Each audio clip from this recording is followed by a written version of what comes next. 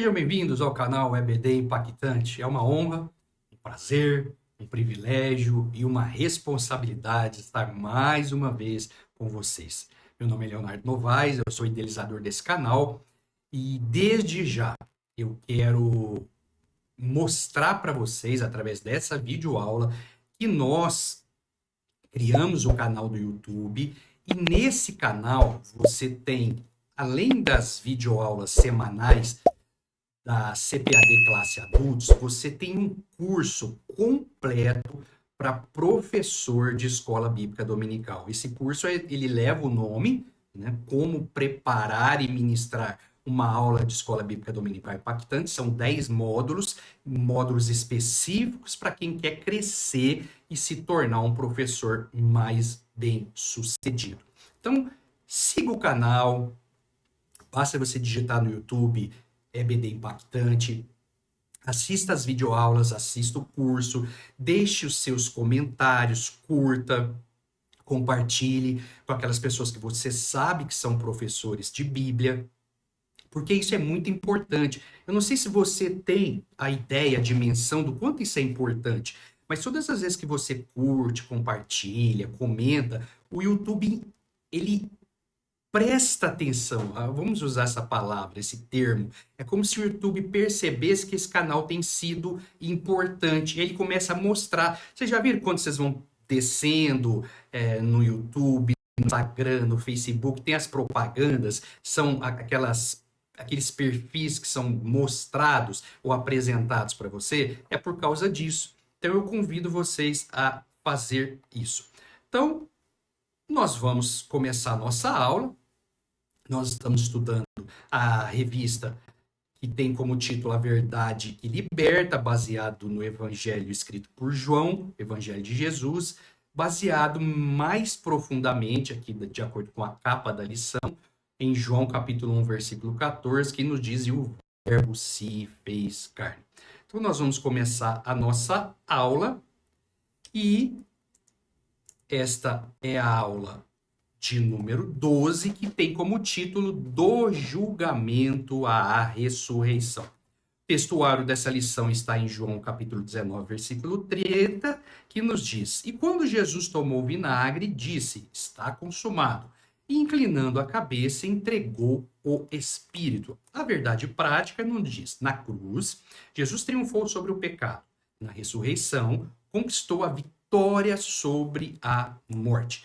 A leitura recomendada, eu sempre vou falar para vocês, é de extrema importância que vocês leiam esses textos em sala de aula. Algumas igrejas, elas fazem a união ali de todas as salas, leiam o texto áudio e depois dividem os alunos. Se você não tem isso, você precisa ler esses textos em sala de aula, porque os seus alunos precisam basear o que eles vão aprender daquilo que você está lendo. É exatamente o propósito da leitura bíblica em classe. Então, nós vamos ler João 19, a partir do versículo 17, 17 e 18, de 28 a 30, e depois João 20, 6 a 10. O 17 nos diz: e, levando ele às costas a sua cruz, saiu para o lugar chamado Calvário, que em hebraico se chama Gólgota, onde o crucificaram, e com ele outros dois, um de cada lado, e Jesus no meio.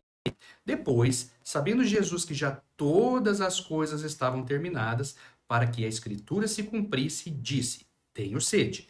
Versículo 29, estava, pois, ali um vaso cheio de vinagre, e encheram de vinagre uma esponja, e pondo-a num isopo, lhe achegaram à boca.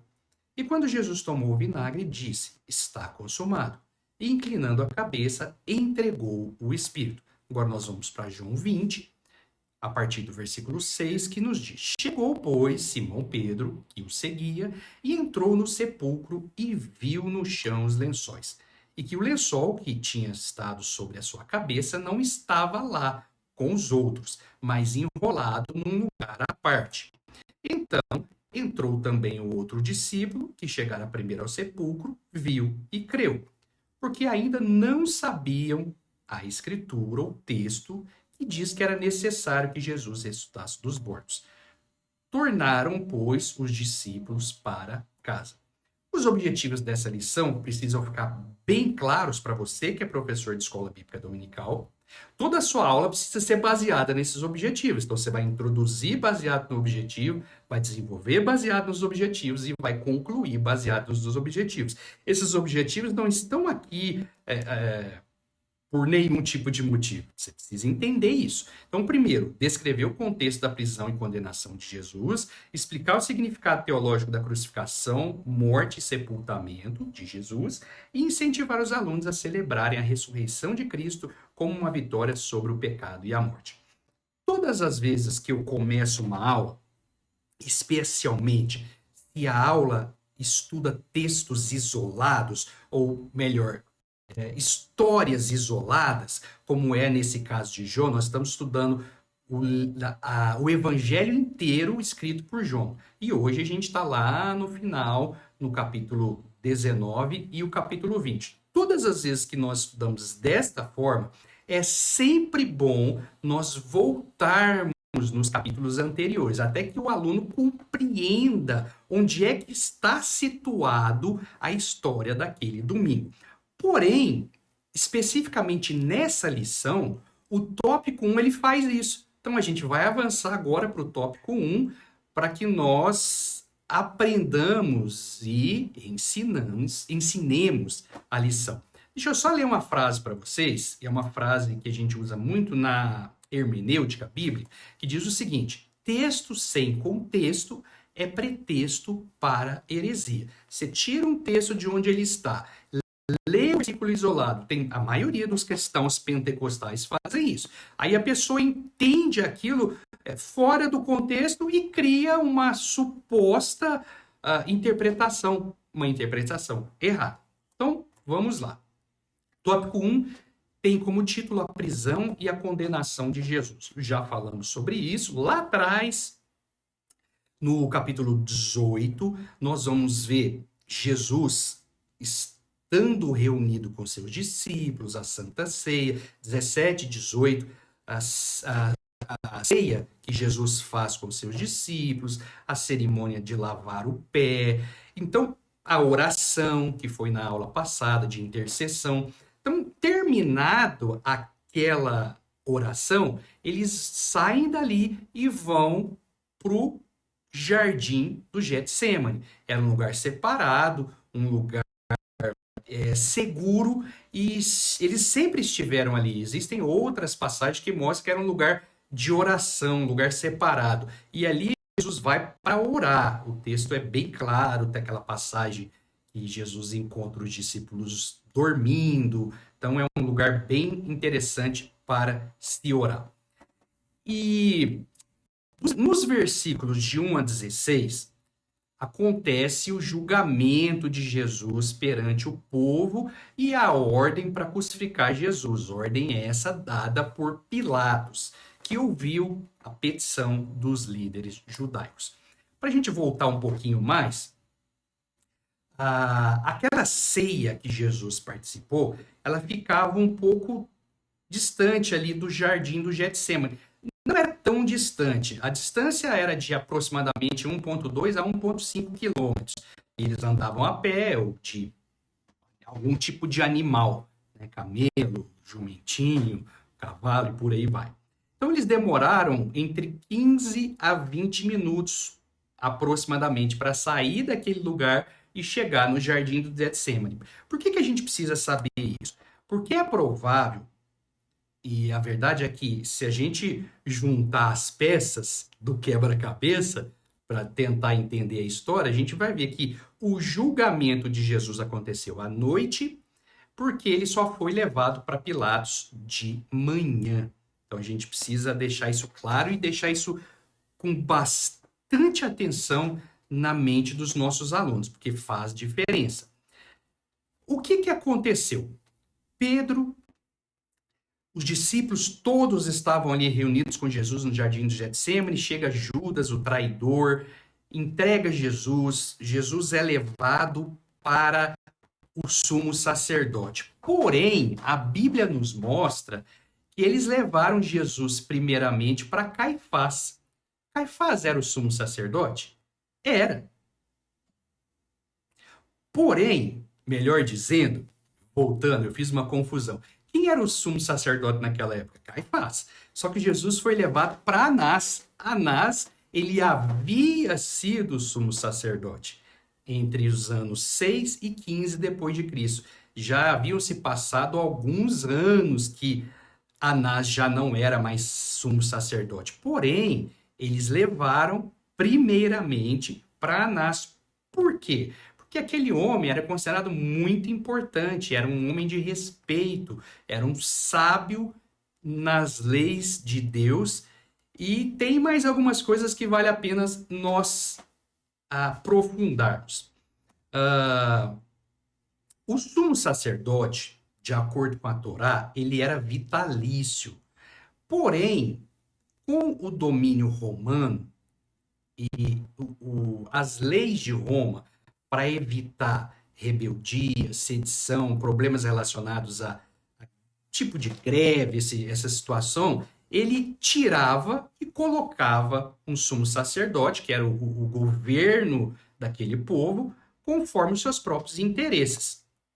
Então, sendo assim, Anás continuou sendo o líder honorário, aquela pessoa de respeito, principal conselheiro, com autoridade moral e política sobre o sinédrio, e era visto por muitos judeus ainda como o sumo sacerdote.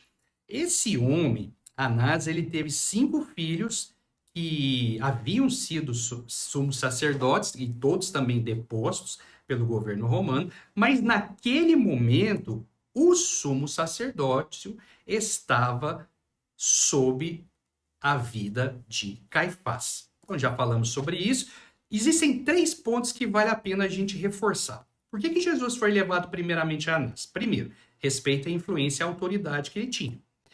Segundo, coordenação do julgamento. É provável que eles tenham pensado, olha, nós primeiramente vamos levar Jesus, esse farsante, esse falsário, para o antigo sumo sacerdote, para que ele prepare toda a situação até a gente chegar para Caifás, que era propriamente dito sumo sacerdote. Aí tem toda aquela história, e poderia ser também um tipo de política interna. Antes de decidir alguma coisa, leva para Anás. Dependendo do que ele falar, a gente leva para o sumo sacerdote. Então isso é importante, porque muitas das vezes a gente lê algum texto bíblico e não consegue unir as ideias. Então a gente precisa prestar atenção nos detalhes. E eu quero abrir um parênteses. Todas as vezes que vocês forem ler um texto bíblico, vocês precisam ler com atenção, entendendo quais são os principais personagens, quais são as ações, quais são as consequências dos atos, porque assim fica mais fácil de interpretar os textos. Ponto importante: os julgamentos perante o sinédrio não poderiam ser realizados à noite. Isso estava na Torá, os escritos, como nós conhecemos, escritos do Antigo Testamento. E olha que coisa interessante. Existem escritos conhecidos como traduções, ou tradição, melhor, tradição oral, conhecidos como Mishnah Sanhedrin, que é uma coleção de leis originais, orais, compiladas no século III, baseadas em tudo aquilo que a Torá e as tradições orais diziam. E ela trazia regras claras para o procedimento dos julgamentos. Olha o que está escrito no Sanhedrin 4.1. Julgamentos de casos criminais, especialmente de pena capital, pena de morte, deveriam ser feitos durante o dia. Um veredito de culpa não poderia ser dado no mesmo dia da audiência. Devia-se esperar o dia seguinte, o próximo, para que pudesse ser feito de forma calma, ordeira, reflexiva, com o intuito de evitar erros. E olha só essa parte, o 32A. Casos de pena capital podem ser julgados durante o dia. Durante o dia. Mas o veredito só pode ser decidido com luz do dia. Isso é interessante. Os judeus, eles queriam de qualquer jeito condenar Jesus. E como eles haviam prendido Jesus, eles já queriam fazer isso acontecer. Para eles, era o mais certo a fazer, mas nós sabemos que o plano de Deus era exatamente aquele, né? Tudo estava andando de acordo com os planos de Deus. Já falamos sobre isso, já falamos sobre essa questão. Eu coloquei esse link de um site chamado Morachá, morachá.com.br. Esse é um site que fala sobre leis, costumes, tradições judaicas. Todas as vezes que vocês tiverem interesse, curiosidade de saber um pouquinho mais de fontes seguras, porque a gente vive hoje uma época, um período muito esquisito, muito estranho, de pessoas que não sabem nada do que estão falando, se tornando influenciadores digitais. Aí você pega o influenciador digital e dando conselho de medicina sem que ele sequer estudou ou está estudando medicina. Isso é uma coisa muito séria para você prestar atenção. Eu vou deixar na descrição do vídeo e essa apresentação também estará o link na descrição do vídeo para você poder baixar de forma gratuita. Então, Jesus perante Pilatos. Já falamos sobre isso. Por que Caifás, o sumo sacerdote, levou Jesus para Pilatos? Porque eles não podiam condenar ninguém à morte. Como eles eram vassalos, um tipo de escravidão, subserviência do Império Romano, Roma deixava Israel viver ali as leis dele, mas com os olhos muito bem atentos. Então eles não podiam matar, condenar à morte ninguém. Depois vocês podem ler João 31. Os líderes judaicos acusaram Jesus de sedição. Olha a artimanha dos líderes judaicos. Quando Pilatos começou a interrogar Jesus, ele viu que Jesus não havia cometido crime perante a Roma. E aí ele diz, por que vocês não julgam esse homem? Eu não estou vendo nada de errado nele. Os judeus sabiam que isso ia acontecer. Então eles começam a criar um cenário acusando Jesus de sedição. O que é sedição? É um termo jurídico e político que significa ato ou movimento de revolta, agitação ou incitamento coletivo contra a autoridade estabelecida, especialmente contra o governo, com o objetivo de causar desordem, sublevação ou alterar a ordem pública. Quando Pilatos viu essa situação, ele perguntou: as pessoas estão falando que você é rei dos judeus, você é? E aí vocês conhecem toda a história. Olha que foto interessante. Essa é uma foto de uma maquete da cidade de Jerusalém e do templo. Aqui está o templo ao centro. Do meu lado esquerdo, do lado esquerdo da tela, estão as salas do templo, onde ficavam reunidas as pessoas do Sinédrio. Então, provavelmente, Jesus foi julgado ali, naquele lugar. E do lado direito está o Forte Antônia. O Forte Antônia era uma edificação romana, onde as questões de lei eram julgadas. Então, os judeus, os fariseus, eles saem de Jesus daqui e levam Jesus para o Forte Antônia para se encontrar com Pilatos e apresentar o caso a Pilatos. Lembrando que eles fizeram isso pela manhã. O texto bíblico deixa isso muito claro. Então, provavelmente, Jesus ficou preso um período de tempo ali. E eu vou mostrar para vocês essa imagem de um vídeo do canal da Aline, o canal chama Israel com Aline. É um canal sensacional.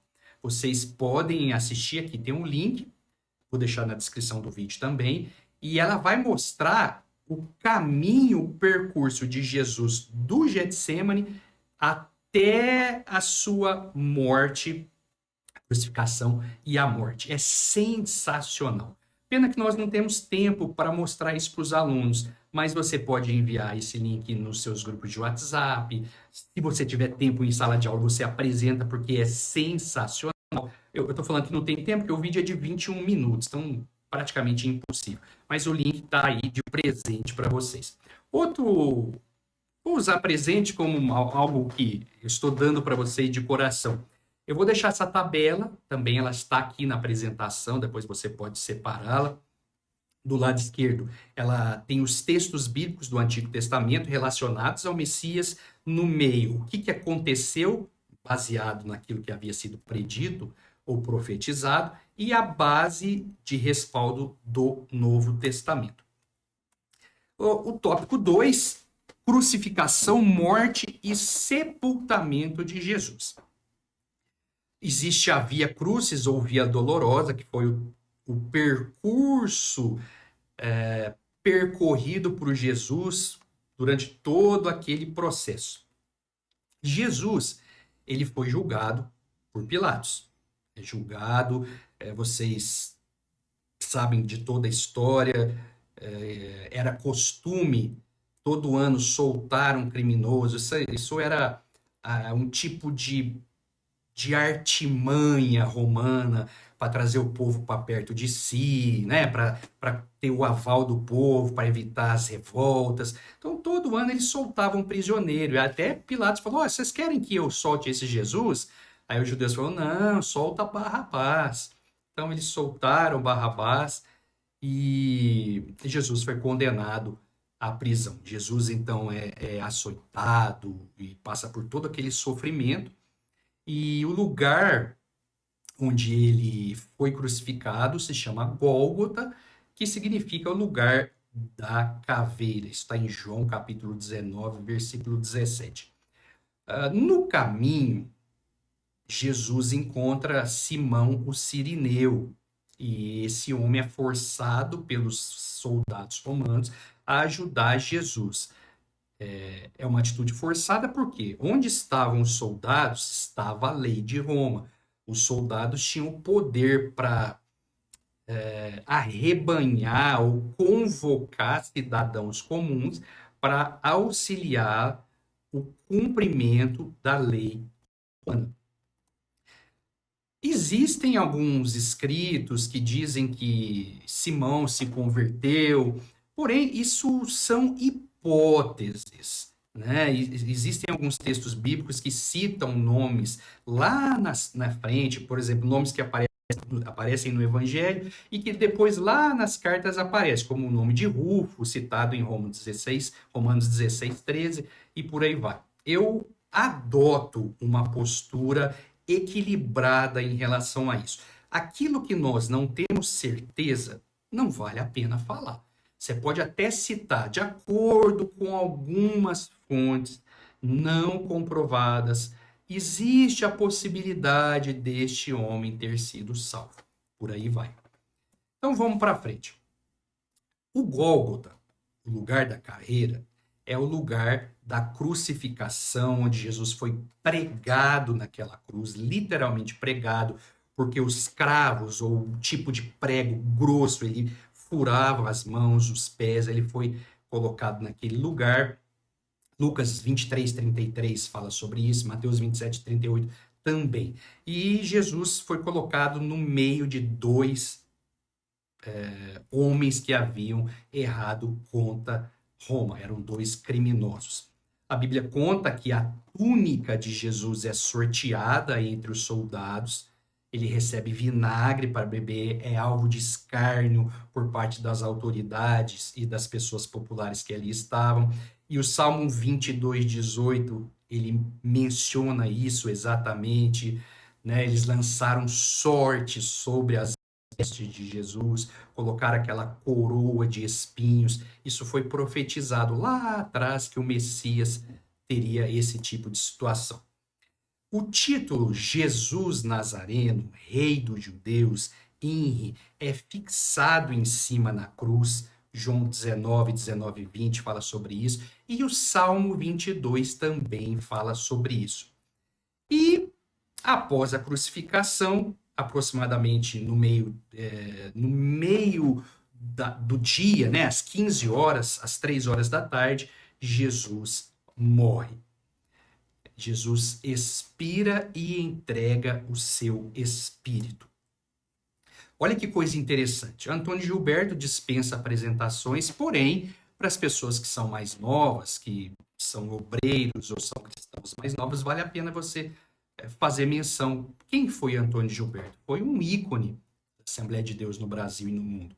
Ele escreveu vários livros, ele tem muitos vídeos, e ele escreveu uma frase marcante no livro A Senda do Calvário.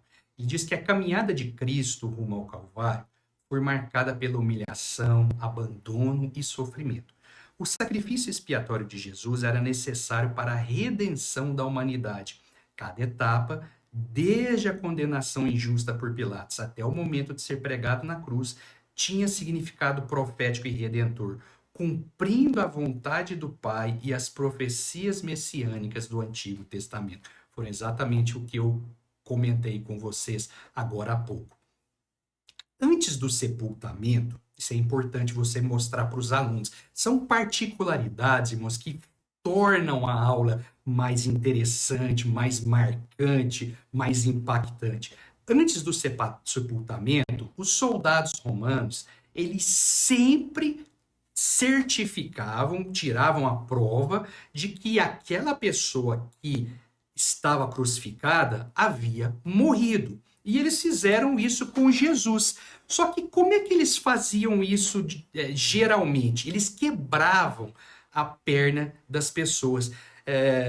Não dá tempo para a gente falar sobre isso, mas o morto era crucificado e os pés ficavam unidos assim e os joelhos ficavam um pouco dobrados. Então eles puxavam a perna das pessoas e aquilo arrebentava tudo para ver se a pessoa ia gritar de dor. Só que dessa vez, especificamente no caso de Jesus, eles não fizeram isso. O que a Bíblia fala que eles fizeram? Eles pegaram uma lança, um soldado perfurou o lado de Jesus e a Bíblia fala que desse lugar jorrou sangue e água. João 19, 33, 34. Esse detalhe que os soldados não fizeram como de costume foi cumprir uma profecia do Salmo 34, 20 e que ele também seria traspassado de acordo com Zacarias 12, 10. Jesus não teve os seus ossos quebrados. Interessante isso, né? A profecia, quando vem de Deus, ela se cumpre e não de acordo com umas papagaiadas, desculpa a expressão por aí. O que aconteceu? Jesus então morreu, eles tiveram a certeza de que ele estava morto e existia um homem chamado José de Arimateia. Esse homem era membro do Sinédrio, era um homem importante para os judeus. Porém, acredita-se que ele havia se convertido. A Bíblia chama esse homem de homem bom e justo. E esse homem, José de Arimateia, pede permissão a Pilatos para retirar o corpo de Jesus. Marcos 15, Lucas 23, João 19 vão falar sobre isso. Outro ponto importante na aula. A Bíblia diz que Pilatos se surpreende pelo fato de Jesus já estar morto e confirma com o centurião antes de liberar o corpo. Por que isso aconteceu?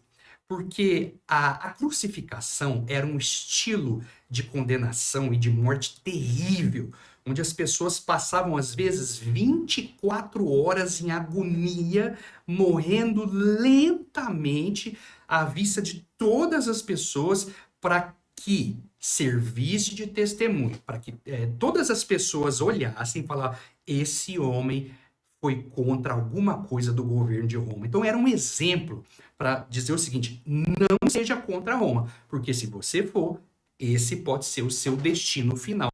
E acontece que Jesus morreu mais rápido. Né? Jesus morreu bem mais rápido do que tradicionalmente se via. E isso tudo tem a ver com toda a questão envolvendo sofrimento. Jesus entrega o seu espírito a Deus e diz: está consumado, tetelestai, está consumado. Naquele momento, quando Jesus entrega o seu espírito, a humanidade recebe a única forma de chegar até Deus, que é através de Jesus. O sacrifício de Jesus é a porta de entrada para todos aqueles que nele creem ou crescem dali para frente, chegarem até Deus. Isso é muito marcante. Então vamos mais um pouquinho. Esse homem, José de Arimateia, ele tinha condições financeiras abastadas. E ele era um simpatizante de Jesus, acredito que havia sido convertido. Então ele traz uma quantidade muito grande de mirra, perfumes, especiarias raras e perfumes para embalsamar Jesus. Está em João 19:39, para preparar o corpo para ser sepultado. Eles então envolvem Jesus em lençóis de linho limpo e o unge com os aromas que era um costume funerário judaico reservado a enterros honrosos. Então, interessante. Eu quero abrir um parênteses. O sepultamento é algo muito sério. Você está honrando alguém na sua morte. Então, existem pessoas que não têm o devido respeito aos mortos, principalmente a geração nova. Nós precisamos tomar cuidado com isso. O corpo, ele foi templo de uma vida, e a vida acabou. Então, ali o sepultamento é algo honroso, e com Jesus foi assim. Olha que coisa interessante. Maria Madalena, Maria, mãe de José, estavam ali observando onde Jesus seria colocado. Marcos 15:47, Mateus 27:61 fala sobre isso. E isso demonstra que o sepultamento foi público, não secreto, como algumas pessoas que insistem em dizer que o cristianismo é uma fraude afirmam. O sepultamento foi ali para todo mundo ver. O túmulo e o sepultamento. Por solicitação dos líderes judeus, Pilatos manda selar o túmulo e colocar um guarda para evitar que o corpo fosse roubado. Qual que era o pensamento dos judeus? Nós vamos deixar esse corpo ser enterrado, eles vão tirar o corpo dali, sumir com ele e vão falar que ele ressuscitou, que ele reviveu, alguma coisa assim. Porém, eles chegaram até Pilatos e falaram: a gente precisa de segurança, né? Para que os seguidores de Jesus não vão até ali, até mesmo para idolatrá-lo, idolatrar o corpo dele. Então Pilatos coloca uma pedra grande na porta daquele túmulo e soldado para comprovar que estaria guardado. Isso também reforça a autenticidade do sepultamento. Jesus é sepultado em um sepulcro novo, cavado na rocha, que pertencia a José de Arimateia, e designaram-lhe a sepultura com os perversos, mas o rico esteve na sua morte. Está escrito em Isaías 53:9, que também faz parte da profecia a respeito do Messias. Isso aqui é interessante. O túmulo ficava próximo ao lugar da crucificação, pois era o dia da preparação e o sábado se aproximava. Os judeus, após as 18 horas da sexta-feira, não faziam mais nada. Então, eles enterraram Jesus, morreu às 15, eles trataram de acelerar o processo, enterraram Jesus, João 19:42, e a pedra, então, é rolada para colocar naquele lugar. O que aconteceu? Nós vamos para o tópico 3, sobre a ressurreição de Jesus. Ao amanhecer do primeiro dia da semana, que era o domingo, lembra que Deus criou o mundo, no sétimo dia ele descansou? Então, 7 dias, finaliza, começa outro dia, domingo, primeiro dia da semana. Algumas mulheres que seguiam Jesus, Maria Madalena, Maria mãe de Tiago, Salomé e outras, vão até o túmulo para ungir o corpo com aromas, porém, ele não estava lá. A Bíblia nos mostra que ocorreu um grande terremoto, que um anjo desceu, rolou a pedra. Vamos abrir um parênteses, essa pedra era muito pesada, impossível de ser rolada por seres humanos. E aquela descida do anjo é descrita como um relâmpago. É como se eles tivessem visto um relâmpago, luz muito forte, um terremoto. Mateus 28:2 e 3 descreve isso. Então, aconteceu aquela situação. Cada um dos evangelhos narra de forma diferente. O túmulo é encontrado vazio e as faixas de linho estão dobradas. E olha que coisa interessante. As mulheres são confrontadas por anjos que anunciam: por que vocês procuram entre os mortos aquele que vive? Ele não está aqui, mas ressuscitou. Então, olha que coisa interessante. Os guardas ficaram como mortos de medo e depois comunicaram aos líderes judeus que fizeram algo terrível. Os líderes judeus subornaram os guardas para dizer que o corpo havia sido roubado. E existe, voltando, comentei alguns minutos atrás, sobre as pessoas que insistem em dizer que Jesus não morreu, que ele foi colocado ali naquele lugar, depois foi tirado, tinha uma porta atrás. Isso é história, é cabal. A história mostra na íntegra que ele morreu e ressuscitou. E aí, interessante, acontecem as primeiras aparições. Jesus aparece primeiro a Maria Madalena, depois se manifesta a outras mulheres, a 2 dos discípulos no caminho de Emaús, já conhecermos as histórias, e aos 11 discípulos e outros seguidores em diferentes circunstâncias. As aparições são físicas, não é um espírito, não é um fantasma, que Jesus comeu, falou, mostrou as marcas dos cravos, Tomé tocou, né? Tomé não pode, se eu não ver, eu não creio. E é interessante que Lucas, o evangelista, ele escreve o livro de Lucas, o Evangelho segundo Lucas, e escreve também o livro de Atos. E em Atos capítulo 1, do versículo 1 ao versículo 3, ele fala: fiz o primeiro tratado, ó Teófilo, a respeito das coisas que Jesus fez e ensinou e apareceu aos discípulos por intervalo de 40 dias. O primeiro tratado é Lucas e o segundo tratado é o livro de Atos. Então, Lucas ouviu, porque Lucas não estava com Jesus, Lucas não foi um dos discípulos, dos apóstolos, provavelmente ouviu de Saulo. Então, ele escreve essas questões. E um ponto importante, talvez o cerne desta aula. Qual que é o significado da ressurreição de Jesus? Primeiro, prova da divindade de Cristo. A ressurreição é vista como confirmação de que Jesus é o Filho de Deus. Romanos 1,4. 2. Vitória sobre o pecado e a morte. Esse tópico demonstra que a morte não tem poder final sobre aqueles que creem. 1 Coríntios 15, 54 a 57. Esperança para os cristãos. Quem crê em Jesus tem a promessa da ressurreição e da vida eterna. 4.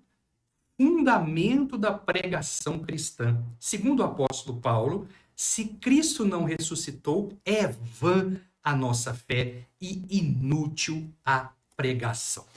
E quinto, garantia de justificação. A ressurreição é vista como prova de que Deus aceitou o sacrifício de Jesus em favor da humanidade. Está em Romanos 4, 25. Lembra na aula passada que nós falamos que o cumprimento do plano de Deus se deu na morte de Jesus e agora nós estamos falando da ressurreição. Jesus ressuscitou e àqueles que creem nele, ele também vai dar a promessa de ressurreição. Os corpos vão ressuscitar.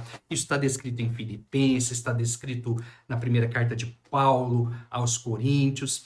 E o pastor Antônio Gilberto, que nós já citamos anteriormente, ele traz uma outra frase. Ele diz que a ressurreição de Jesus marcou o início de uma nova era na história humana e na relação de Deus com a humanidade. Os relatos bíblicos deixam claro que foi um evento físico, como nós falamos, palpável, e que as dúvidas dos discípulos se transformaram em certeza contagiante. Isso fortaleceu o testemunho da igreja e cumpriu as escrituras do Antigo Testamento a respeito do Messias. Reverendo Russell Shedd, foi um grande homem de Deus também, já partiu. Eu tive o privilégio de ouvi-lo, de assisti-lo pessoalmente, de tirar uma foto com ele, mas eu não sei onde eu coloquei essa foto. E há pouco tempo atrás eu tentei achar, mas não achei. Ele diz o seguinte: a ressurreição é o selo e a validação inquestionável da missão e identidade de Jesus Cristo como Filho de Deus. ela não constitui apenas um retorno à vida física, mas a inauguração de uma nova criação, o triunfo definitivo sobre o pecado e a morte.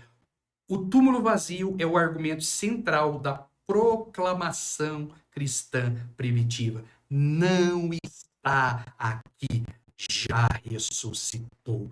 E a todos os que crerem nele, o futuro também garante esta vitória.